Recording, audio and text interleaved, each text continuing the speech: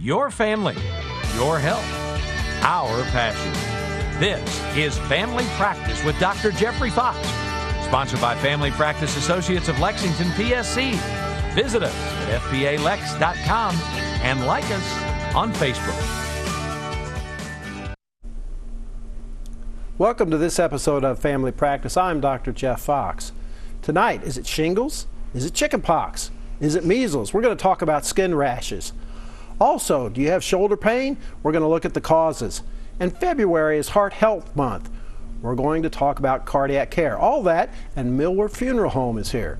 To start off with is Dr. Amanda Foxx, who is boarded in internal medicine and pediatrics. She's with Family Practice Associates, and she also happens to be my daughter. Welcome. Thank you. We're going to talk about skin rashes. So let's start with shingles. What is it? Why do we worry about it? Yeah, so shingles is a painful blistering rash, and it's a reactivation of if you had chickenpox when you were little. It happens a lot in older adults if you get stressed or if you get your immune down for some reason, and it's really painful. We do have a good vaccine for it, though, that you can talk to your doctor about around the age of 50 or 60. You also have some treatment for it if you get it. We do, and we like to see as quickly as we can because it works better the earlier we start the treatment. And it can be painful afterwards. It can be really painful afterwards. So the earlier you come in, the less likelihood you'll have some residual nerve pain. Okay, now shingles is kind of related to the next rash, is chickenpox. Yeah. So chickenpox, we don't see it as much anymore because we have a really good vaccine for it. It's commonly in kids. It's a little blister on a red base, and it's very, very itchy, and it's super contagious. And you get that immunization with your regular childhood immunizations? Right. So you can first get it after you turn 1. And there are also complications if you don't get immunized and get chickenpox. Yeah. Can be. You can get really sick. You can get a really high fever. It can make you critically ill and need to stay in the hospital or the ICU. So.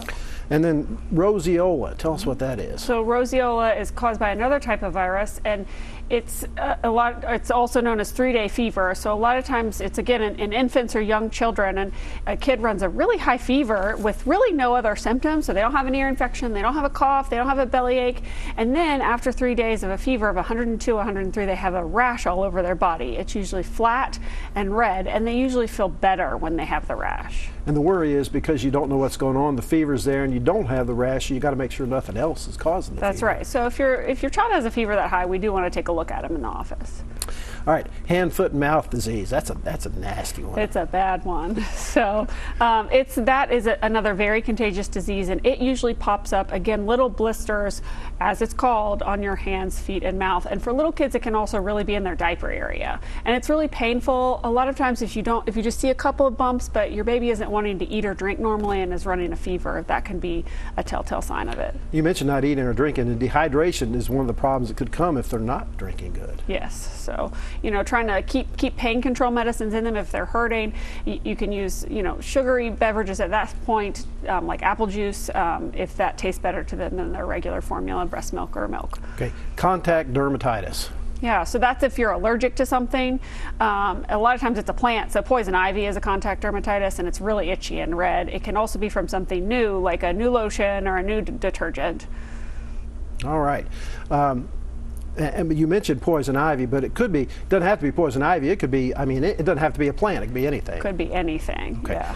Now, the one I would like to talk about a little bit here is measles, because we're seeing an outbreak. Is that going to be a problem? We're seeing an outbreak really in under-vaccinated areas. And so measles is super, super contagious. It's airborne. So if you have ever had your kid unfortunately have an overnight stay in the Kentucky Children's Hospital, when you go in that little atrium room before you go in their room, that's a negative pressure room. They build them like that for the measles because it's so, so contagious, and it can go through the air ducts.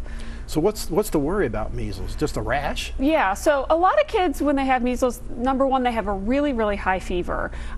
Measles, after you come into contact with it, sometimes won't show up for up to 2 weeks, and you have a really high fever the first couple of days. You have red eyes, so you look like you have pink eye, and you have a really runny nose. And then after 3 or 4 days, you get this terrible red flat rash that goes white when you press on it, and it usually kind of goes over from head to toe, and it's not on your feet or your hands. And you can have some complications from measles. Yes, so about 30% of kids that get measles have a complication like pneumonia or an ear infection or bad diarrhea.